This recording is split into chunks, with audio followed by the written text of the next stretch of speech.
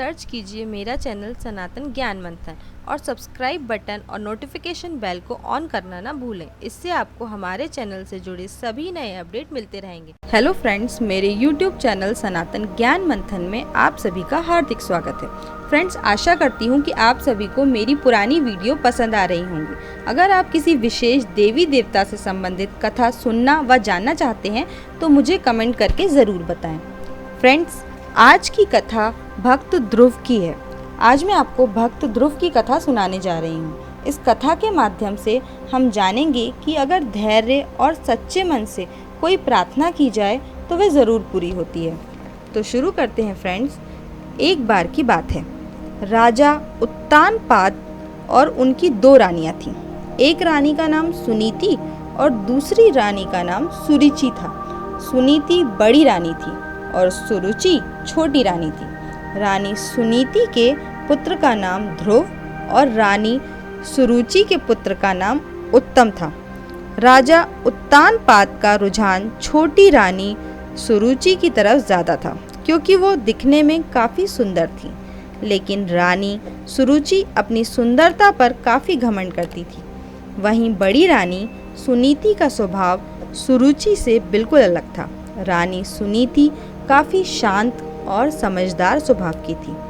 राजा का सुरुचि की तरफ अधिक प्रेम देखते हुए रानी सुनीति दुखी रहती थी। इसीलिए वे अपना ज़्यादा से ज़्यादा वक्त भगवान की पूजा अर्चना करते हुए बिताती थी।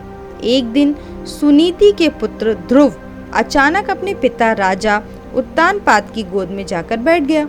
वह अपने पिता की गोद में बैठकर खेल ही रहा था कि वहां छोटी रानी सुरुचि पहुंच गई। राजा की गोद में ध्रुव को बैठे देखकर रानी सुरुचि को गुस्सा आ गया। रानी ने ध्रुव को राजा की गोद से नीचे उतारते हुए कहा, तुम राजा की गोद में नहीं बैठ सकते। राजा की गोद और सिंहासन पर सिर्फ मेरे पुत्र उत्तम का अधिकार है। यह सुनकर ध्रुव को बहुत बुरा लगा। ध्रुव वहां से रोते हुए अपनी माँ के पास चले गए। ध्रुव को रोता देख माँ काफी चिंतित हो गई और ध्रुव से उसके रोने का कारण पूछने लगी। ध्रुव ने रोते हुए सारी बात बताई। ध्रुव की बात सुनकर माँ की आंखों में आंसू आ गए। ध्रुव को चुप कराते हुए सुनीति ने कहा, भगवान की आराधना में बहुत शक्ति होती है। अगर सच्चे मन से आराधना की जाए तो भगवान से तुम्हें पिता की गोद और सिंहासन दोनों मिल सकते हैं। माँ की बात सुनकर ध्रुव ने निर्णय कर लिया कि वह सच्चे मन से भगवान की आराधना करेगा। ध्रुव अपने महल से भगवान की प्रार्थना करने जंगलों की तरफ निकल पड़े। उन्हें रास्ते में ऋषि नारद मिले। छोटे से ध्रुव को जंगलों की तरफ जाता देख नारद ने उन्हें रोका। नारद ने उनसे पूछा, तुम जंगलों की तरफ क्यों जा रहे हो? ध्रुव ने उन्हें बताया कि वो भगवान का ध्यान करने जा रहे हैं। ध्रुव की बात सुनकर नारद ने उन्हें समझाकर राजमहल वापस भेजने की कोशिश की, लेकिन ध्रुव ने उनकी एक ना सुनी। ध्रुव के इस निर्णय के कारण नारद ने ध्रुव को ओम नमो भगवते वासुदेवाय मंत्र का जाप करने के लिए कहा। इसके बाद ध्रुव जंगल में जाकर इस मंत्र का जाप करने लगे।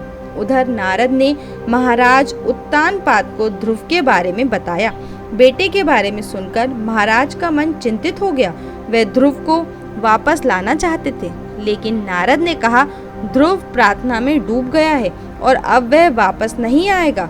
उधर ध्रुव कठोर तपस्या में लगे रहे। कई दिन और महीने गुजरते चले गए, लेकिन ध्रुव प्रार्थना करते ही रहे।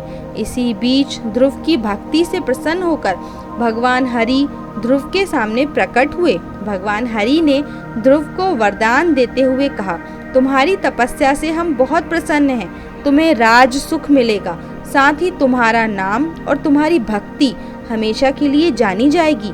यह कहकर भगवान ने ध्रुव को राजमहल की तरफ भेज दिया। भगवान के दर्शन पाकर ध्रुव बहुत खुश हुए और उन्हें प्रणाम कर महल की तरफ चले गए। बेटे को महल वापस आते देख राजा खुश हो गए और उनको अपना पूरा राज्य सौंप दिया। भगवान हरि के वरदान से भक्त ध्रुव का नाम अमर हो गया।